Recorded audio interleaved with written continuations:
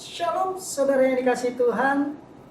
Senang berjumpa kembali pada hari ini, pada kesempatan yang indah ini, yang luar biasa ini, di mana hidup saya, Bapak, Ibu, dan saudara dalam kondisi sehat, dalam pemeliharaan Tuhan, dan wajah-wajah penuh kemuliaan. Begitu juga buat Bapak, Ibu, saudara yang ikut bergabung dalam ibadah ini, live streaming, maupun yang akan nonton video ini. Setiap pribadi kita senantiasa diberkati, dikuatkan oleh firman Tuhan. Hari ini saya mau menyampaikan firman Tuhan, di mana tema khotbah saya adalah mau mengalami terobosan di masa sulit. Saya akan bacakan kebenaran firman Tuhan yang terdapat dalam kitab Yesaya pasal 41 ayat 9 sampai yang ke-10. Beginilah firman Tuhan. Engkau yang telah kuambil dari ujung-ujung bumi dan yang telah kupanggil dari penjuru-penjurunya. Aku berkata kepadamu, engkau hambaku. Aku telah memilih engkau dan tidak menolak engkau. Jangan takut sebab aku menyertai engkau. Janganlah bimbang sebab aku ini Allahmu. Aku akan meneguhkan, bahkan akan menolong engkau. Aku akan memegang engkau dengan tangan kananku yang membawa kemenangan. Amin. Haleluya. Setiap hidup kita, suka atau tidak suka, baik itu kondisi mood atau tidak mood, setiap pribadi kita pasti mengalami yang namanya badai kehidupan. Tetapi yang pasti dalam setiap pribadi kita, dalam melewati badai kehidupan itu, bagaimana respon hati kita. Setiap pribadi kita memiliki yang namanya masa-masa sulit. Pernah mengalaminya siapapun dia.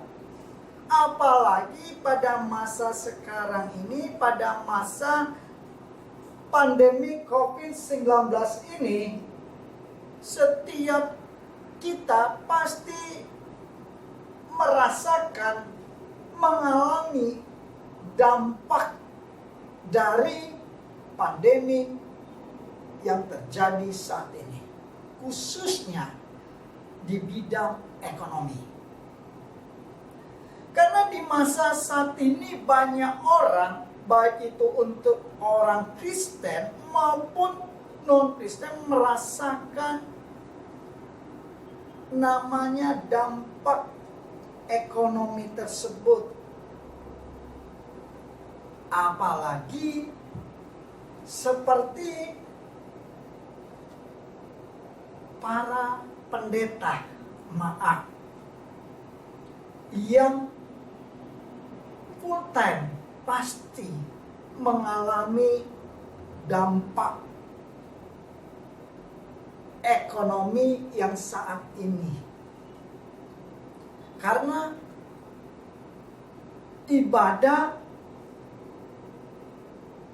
beralih tempat dari yang biasanya tatap muka di gedung gereja, sekarang beralih tempat di rumah-rumah secara online. Tapi saya tidak membahas hal ini. Tapi bagaimana setiap kita mengalami terobosan di masa sulit ini. Kalau kita perhatikan bagaimana firman Tuhan mengajarkan, mengingatkan setiap hidup saya dan saudara supaya mengalami terobosan.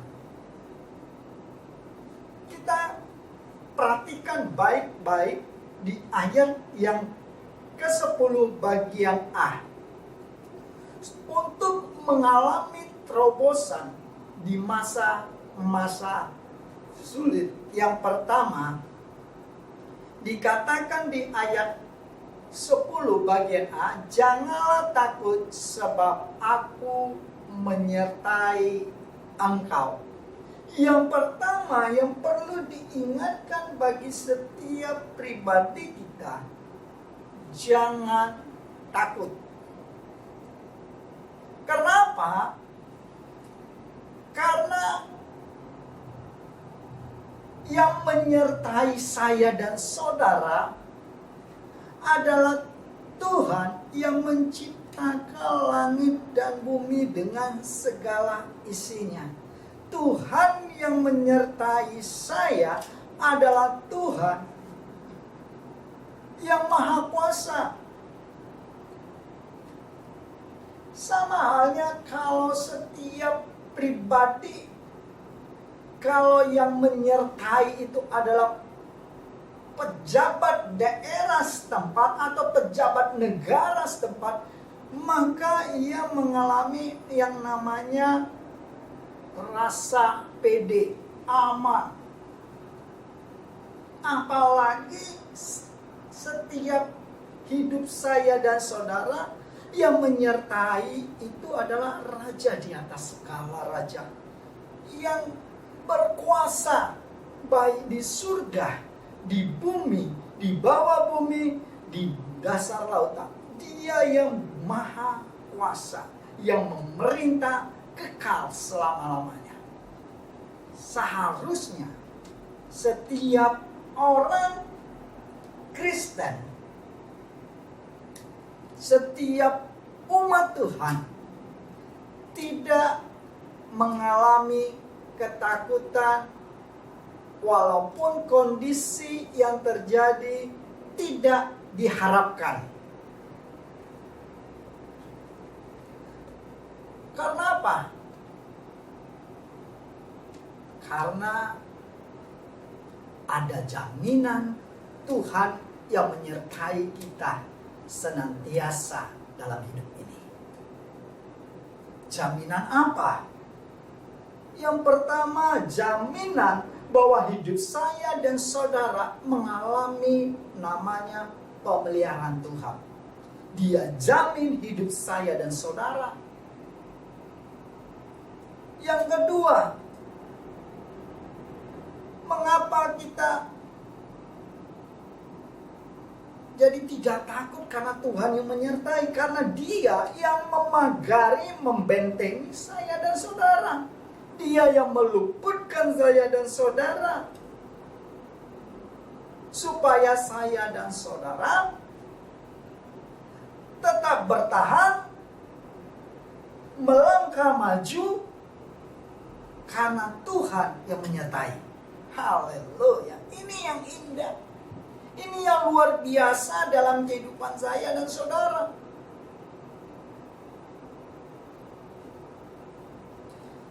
Dikatakan begini, kondisi dunia ini dalam Injil Lukas pasal 21 ayat 25 sampai 26. Dan akan ada tanda-tanda pada matahari dan bulan dan bintang-bintang dan bumi. Bangsa-bangsa akan takut dan bingung menghadapi deru dan gelora laut. Orang-orang akan mati ketakutan karena kecemasan berhubung dengan segala apa yang menimpa di bumi, sebab kuasa-kuasa langit akan goncang. Bukankah kondisi saat ini banyak orang mengalami ketakutan karena berita-berita yang tidak membangun iman? Apalagi ada berita yang akan di mana khususnya Jakarta akan mengalami tsunami, gelora laut, gelombang laut, seperti yang di ayat 25 katakan tadi. Orang takut, oh mau lari kemana? Saya katakan Bapak Ibu dan Saudara mau lari kemanapun, kalau bukan Tuhan yang melindungi saya dan saudara, Tuhan yang tidak meluputkan saya dan saudara, pasti mengalami musibah itu dimanapun berada. Kalau memang sudah waktunya kita dipanggil Tuhan, mau tidur, mau duduk, mau makan, mau apa saja, pasti Tuhan panggil. Saya katakan momen tidak menjamin, menentukan kapan Tuhan panggil. Yang penting dalam hidup kita adalah senantiasa mempersiapkan diri kalau Tuhan panggil, kalau Tuhan jemput. Jangan takut. Kalau secara istilah medis katakan, jangan sampai mengalami yang namanya kecemasan yang berkelebihan, fobia, cemas. Oh jangan-jangan, dan jangan-jangan. Boleh saya katakan menjaga diri itu bagus, bijak. Tapi kalau ketakutan yang menguasai hidup saudara, maka dengan mudahnya penyakit menyerang fisik saudara. Kenapa? Karena stres, yang rugi diri sendiri.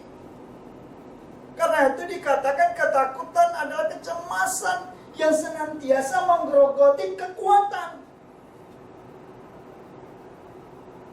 yang menggerogoti rasa nyaman, menggerogoti rasa damai,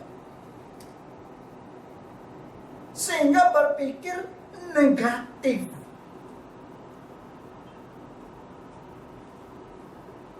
Kita diingatkan mengapa kita jangan takut, supaya kita mengalami terobosan itu. Mengapa kita jangan takut? Supaya saya dan saudara tenang menghadapi, menjalani, melewati setiap badai hidup itu. Supaya kita tenang bisa berdoa, kita tenang beribadah. Bukan badan di tempat ini, pikiran melayang kemana-mana. Kalau kita tenang, hati pikiran kita hanya fokus tertuju kepada Tuhan. Orang yang tenang akan senantiasa memiliki kekuatan yang dahsyat. Tetapi orang yang tidak tenang, dia seperti kapal yang diombang-ambing, yang kapan saja bisa hancur dan hanyut.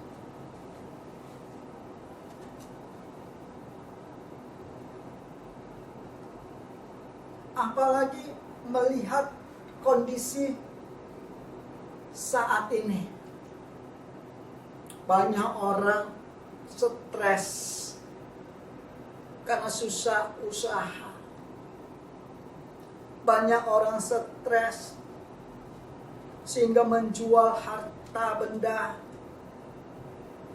Tapi saya mau katakan janji Tuhan buat saya dan saudara, bahwa Tuhan pelihara hidup saya dan saudara. Karena hidup saya dan saudara lebih berharga dari apapun. Ini yang Tuhan jamin.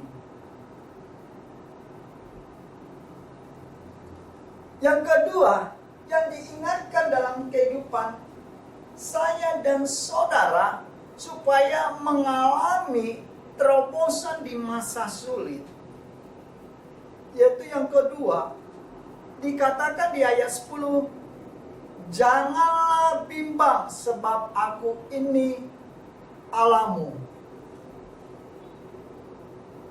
Yang kedua, jangan bimbang. Jangan bimbang, jangan ragu untuk memulai sesuatu pekerjaan. Jangan bimbang, jangan ragu untuk memulai suatu pelayanan. Walaupun kondisi tidak diharapkan. Apalagi pada masa-masa sekarang ini.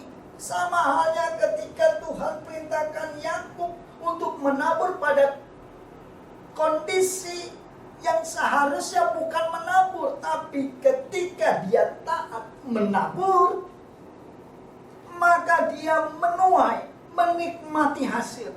Sama dengan hidup saya dan saudara. Kondisi tidak mempengaruhi setiap kita untuk melakukan aktivitas kita.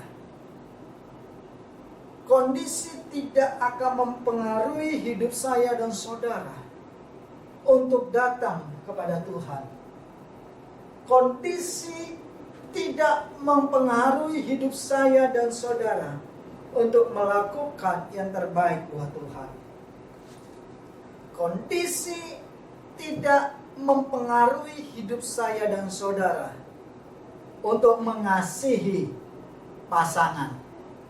Kondisi tidak mempengaruhi saya dan saudara untuk senantiasa menolong orang-orang yang tidak mampu.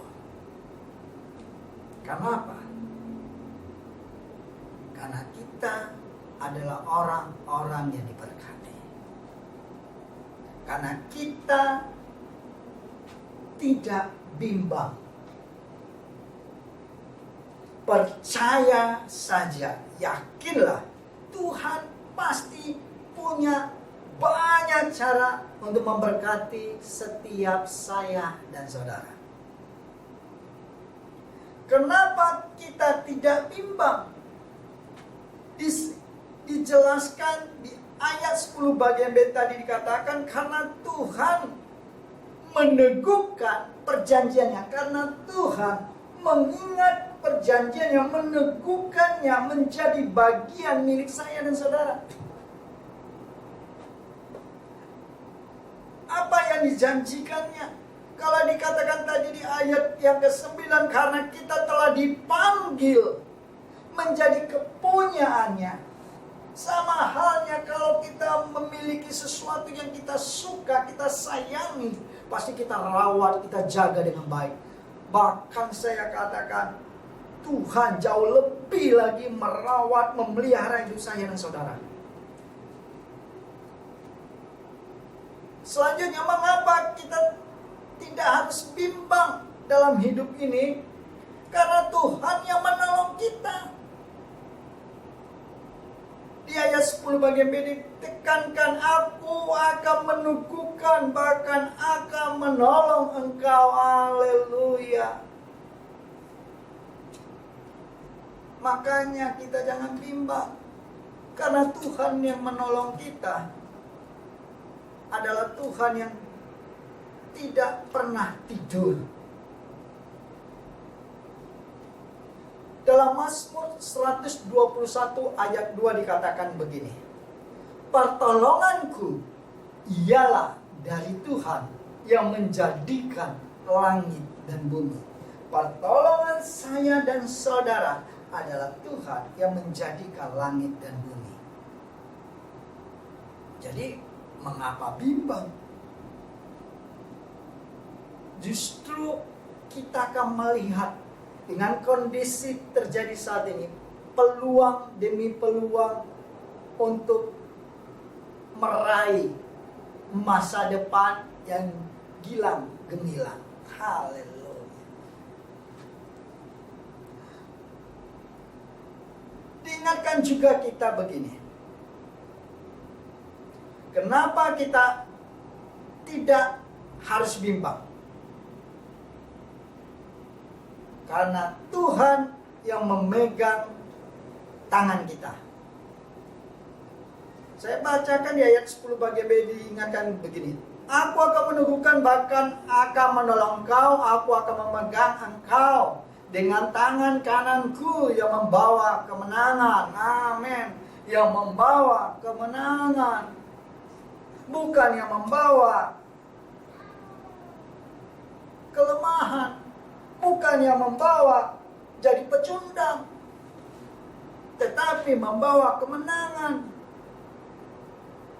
Kalau dalam Amsal pasal 3 ayat 16 ini seringkali, kalau dalam setiap orang ulang tahun ayat ini yang senantiasa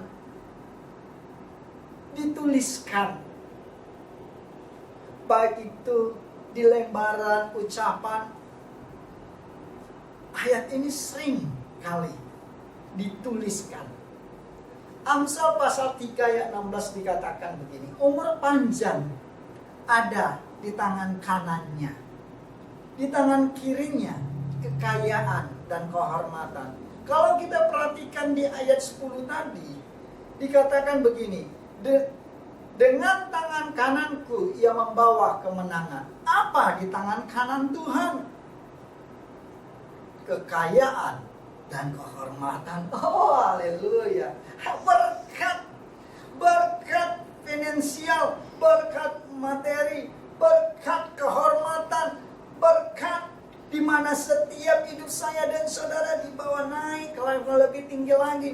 Haleluya. Karena kita melewati masa-masa sulit ini, masa-masa penampian ini, masa-masa proses pemurnian ini, masa-masa di mana hidup saya dan saudara naik ke level lebih lagi. Karena kita melewati sekolah kehidupan yang namanya proses itu.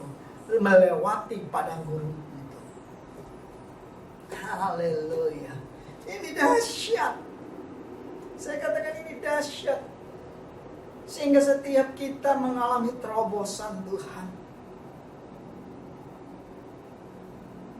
Jadi buat apa Bapak Ibu bimbang? Orang yang bimbang tidak akan pernah melakukan sesuatu. Karena dia senantiasa banyak mempertimbang-timbangkan. Sehingga lupa untuk melakukannya. Terlalu banyak mempertimbangkan. Mempertimbangkan itu boleh, tapi mempertimbang-timbangkan senantiasa sehingga lupa untuk melakukan itu yang tidak boleh. Haleluya. Yang ketiga, bagaimana supaya mengalami yang namanya terobosan di masa sulit ini. Yang ketiga adalah tetap percaya dan sertakan Tuhan dalam setiap langkah hidupmu. Percaya saja dan sertakan Tuhan dalam setiap perjalanan hidup. Orang yang percaya, dia tidak akan bimbang. Kembali yang ke atas tadi. Orang yang percaya, dia tidak akan takut. Orang yang percaya, dia senantiasa berserah, berharap hanya kepada Dia. Orang yang percaya, dia senantiasa akan dipenuhi dengan damai sejahtera. Orang yang percaya akan melihat jauh ke depan apa yang Tuhan akan kerjakan dalam hidupnya. Orang yang percaya, dia akan senantiasa melihat dengan kacamata iman. Bukan karena kata orang, tetapi dia akan melihat dengan cara pandangnya Tuhan. Orang yang percaya senantiasa hidupnya akan bersandar kepada Tuhan. Mencintai setiap hadirat Tuhan. Mencintai kebenaran firman Tuhan. Orang yang percaya akan senantiasa hidupnya bergelora untuk senantiasa datang kepada Tuhan. Orang yang percaya kepada Tuhan akan senantiasa cintanya bertambah-tambah kepada Tuhan. Haleluya. Ini dahsyat. Ini dahsyat Bapak Ibu. Ini dahsyat. Jangan bilang saya percaya Tuhan. Hari ini percaya atau saat ibadah amin keluar pintu ibadah. Haleluya.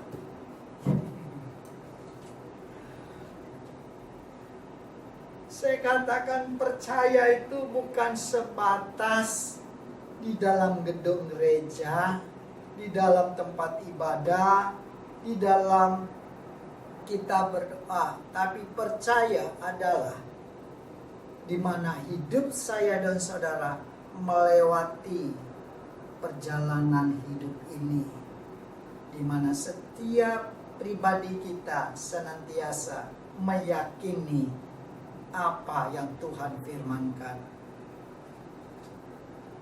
Percaya sajalah bahwa firman Tuhan pasti menyelamatkan. Saya katakan percaya saja.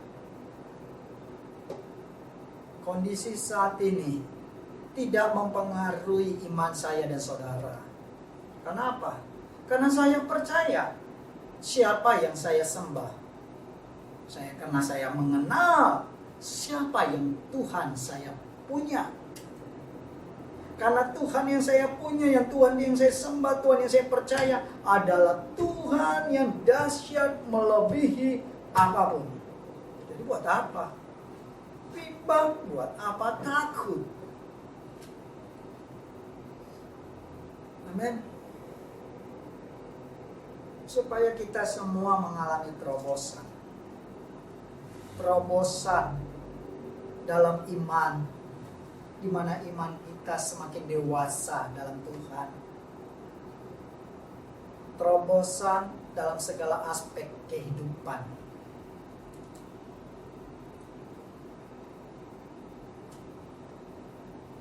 Orang yang percaya akan tetap memegang firman Tuhan. Biarlah hidup saya dan saudara menjadi pribadi-pribadi yang menikmati terobosan demi terobosan di masa-masa sulit ini. Dan saya dan saudara menikmati segala janji Tuhan.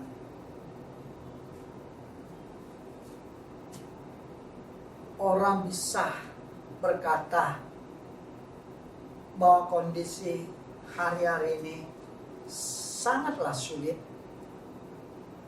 tapi karena kita percaya Tuhan, maka perkataan kita adalah perkataan iman, perkataan yang membangun hidup kita, bahkan membangun iman orang yang mendengarnya. Dan kita akan berkata, dunia boleh resesi, anak Tuhan tetap resepsi. Kondisi bagi orang yang tidak mengenal Tuhan adalah masa sulit. Tapi kondisi sekarang bagi anak-anak Tuhan, orang-orang percaya adalah masa menuai, masa menikmati berkat kelimpahan. Menuai apa? Bukan hanya sekedar menuai berkat materi, menuai jiwa-jiwa, menuai di mana hidup kita semakin hari semakin diperbaharui lewat cara pikir kita, perkataan kita, gaya hidup kita terus diperbaharui. Menuai pemulihan, keluarga dipulihkan, hubungan dengan sesama dipulihkan, hubungan pribadi dengan Tuhan dipulihkan. Kenapa? Kepercayaan kita semakin hari semakin bertambah-tambah. memang sifat manusia. Kalau sudah terjepit, baru menjerit. Kalau lagi enak, nyaman, lupa dengan Tuhan. Sama halnya dengan umat Tuhan. Kalau lagi mau memulai usaha bisnis sesuatu, panggil pendeta untuk didoakan. Ketika usaha diberkati, lupa dengan pendetanya. Begitu kan? Tapi bagi orang percaya,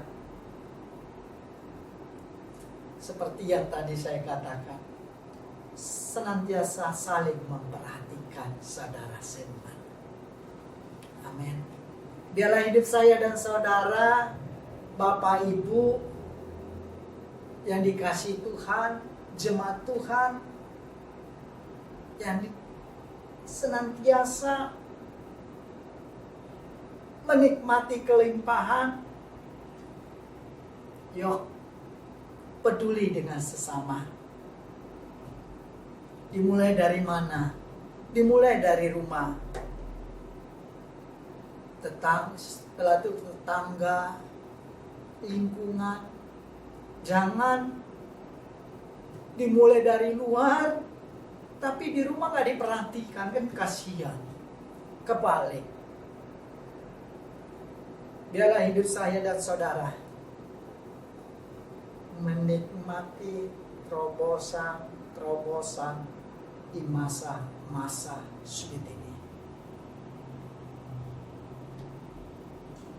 Karena kita memiliki Tuhan yang ajaib. Saya dan Bapak Ibu, saudara seiman, kita semua ini adalah orang-orang yang diberkati. Kenapa? Karena kita sangat dikasihi Tuhan. Karena kita mengasihi Tuhan.